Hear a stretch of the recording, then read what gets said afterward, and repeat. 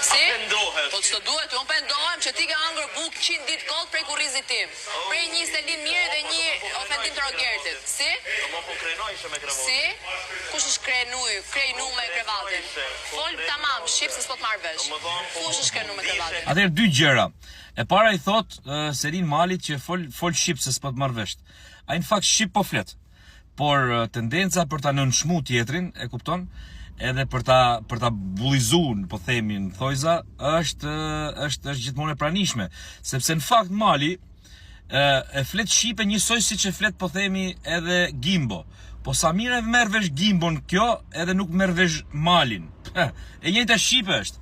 E këtu i thot, fol shqip se s'po të marrë vesh. Shqip po thot që po krenohesh me krevatin, sepse në fakt atë po bën. Po krenohet me kohën kur ishte në lojë me Mirin.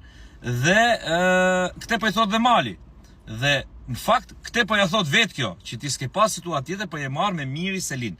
Pra kjo po krenohet me situatën e vetë, duke tentuar të ul lojën e Malit. Pra, shiko, prandaj është i bukur ky formati, se vjen ç'vjen e nxjerr kokën.